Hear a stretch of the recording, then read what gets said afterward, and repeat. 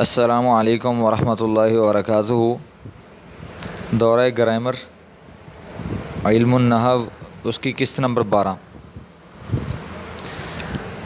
معرب کی وجہ تسمیہ اور معرب اسماء اور افعال، پھر معرب کی اقسام،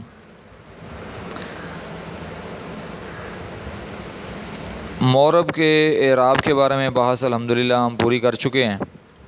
اب معرب کی وجہ تسمیہ، معرب یہ اعراب سے اسم ظرف ہے اور اعراب کا معنی ظاہر کرنا ہے۔ جیسے کہ عربی کے اندر کہا جاتا ہے کہ اعرب الرجل حجتہ، آدمی نے اپنی دلیل کو ظاہر کر دیا، واضح کر دیا۔ اس صورت میں حمزہ تعلیہ کا ہے، اس کا معنی ہوگا معانی ظاہر کرنے کا محل، یعنی اگر معرب کے آخر میں رفع ہو تو معنی فعالیت کا اظہار ہوگا، اور اگر معرب کے آخر میں نصب ہو تو معنی مفعولیت کا اظہار ہوگا، اور اگر معرب کے آخر میں کسرہ ہو تو معنی اضافت پر دلالت کرنے کا ہوگا۔ مزید اس کی تفصیل ایضاح المطالب۔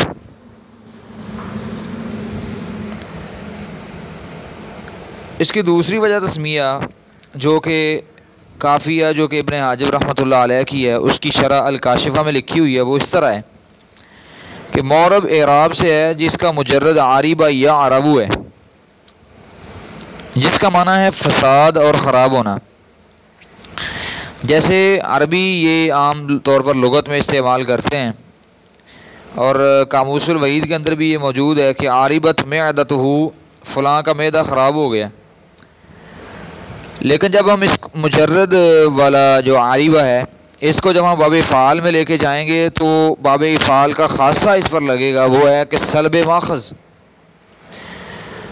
تو جب اس کا ماخذ سلب ہوگا تو اس کا معنی ہو جائے گا خرابی کو دور کرنا۔ اس صورت میں جب یہ باب افعال سے معرب اسم مفعول کا صیغہ ہوگا تو اس کا معنی ہو جائے گا فساد دور کیا ہوا۔ تو اس کی مناسبت معرب سے اس طرح ہے کہ معرب پر چونکہ اعراب آتا ہے جس کی وجہ سے معنی کا اشتباہ ختم ہو جاتا ہے، اس لیے اس کو معرب کہہ دیتے ہیں۔ ایک اور بات یہاں قابل ذکر ہے کہ اسم معرب کو اس میں متمکن بھی کہتے ہیں، اور متمکن کی جو لغوی وجہ تسمیہ ہے وہ یہ ہے کہ باب تفاعل، تمکنا یتمکن تمکنن سے اسم فاعل کا صیغہ ہے، جس کا معنی قوی اور جگہ پکڑنے والا بھی ہے۔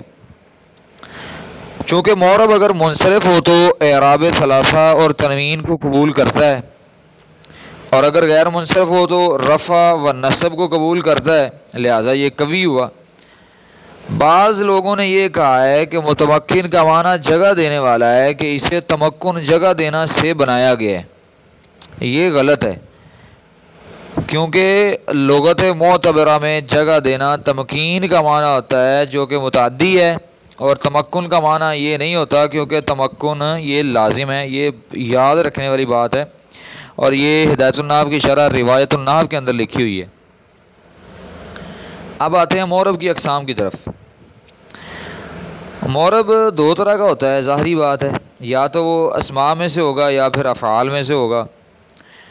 اس میں معرب کی تعریف یہ ہے کہ کل اسم رکب مع غیرہ ولا یشبہ مبنی الاصلی۔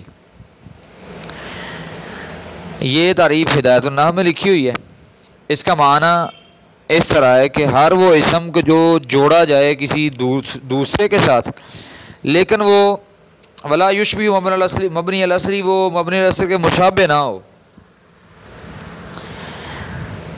اس کی دوسری تعریف جو کہ الفیہ ابن مالک کے اندر یا کتاب النحو وغیرہ کے اندر آتی ہے،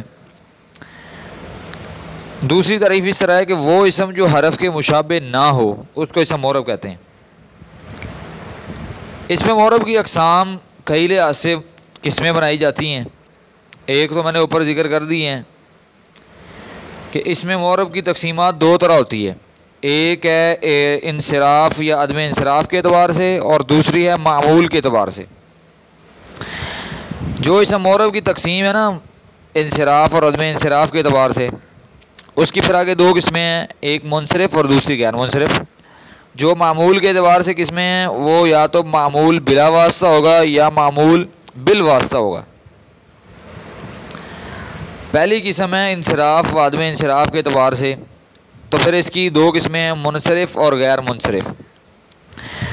اب یہاں پر منصرف کو صاحب شرح ابن عقیل نے متمکن امکنہ بھی کہا ہے، یعنی ایسا متمکن جو امکن ہے۔